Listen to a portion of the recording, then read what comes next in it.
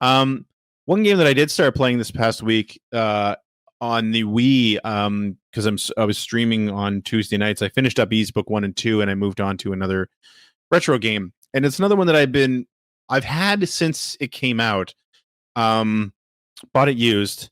Realized actually when I went to open up the case and saw, oh, I have the manual. This is fantastic. Open the manual. It was all in French. And that's the first time again, up here in Canada, that can happen. You buy a used game if it's got a manual because it has to have a French manual. Speak French? I thought all Canadians could speak French. I can read a little bit of French. I can speak a little bit of French. Not well. Anyway, kidding, by the way, I don't think all Canadians can speak French. No, we just all know each other. Well, the game is true, I think. Hey, do you know my friend Doug? He lives up there in Canada. Whereabouts? I mean, I do know him, but I'm curious if you know where he lives. I think he's like not in Toronto, but like near Toronto. Well, we're all ask any in Ontario. I know that for sure. Right. Ask any Torontonian, and we're all near Toronto. Oh, okay, yeah. But not Toronto. No, the game is called Zack Wiki, which was a Capcom game on the Wii. See, and you guys both made faces because you've never heard of this. But when it came out, we both did the German Shepherd move. Yeah, we really did. We did. It was synchronized. It was great. When this game came out, it was getting a lot of good press. So it's basically like it's like a point and click adventure, but it's not really a point and click adventure. It's a puzzle game. It's done in levels where you play as a pirate named Zack and his little flying golden monkey named Wiki. And I think the subtitle is Quest for Barbaros Treasure, and basically you're trying to put together a skeleton of an old pirate, Captain Barbaros.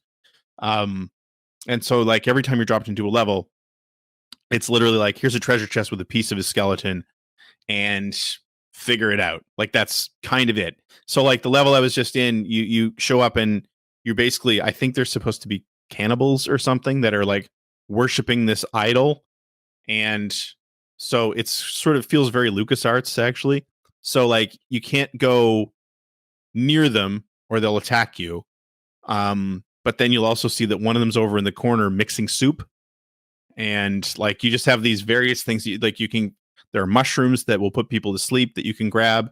And there's like a snake nearby that will attack you if you get near it. But you can drop a stone that hits the snake and knocks it out. It's just like it just gives you a bunch of puzzle pieces and it just is like, go for it. And it's really, really good. And yeah, somebody in the chat has just mentioned, so somebody in my chat was saying like this, as we're playing it, we're all completely falling in love with it and saying like, man, this is a game that needs a remaster.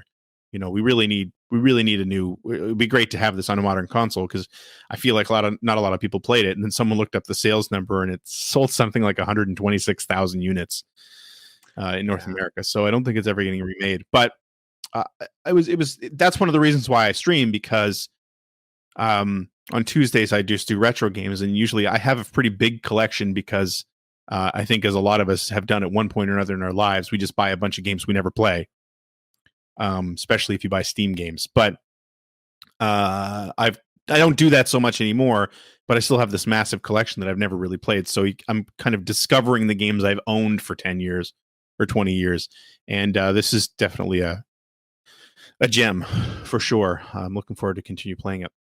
There were two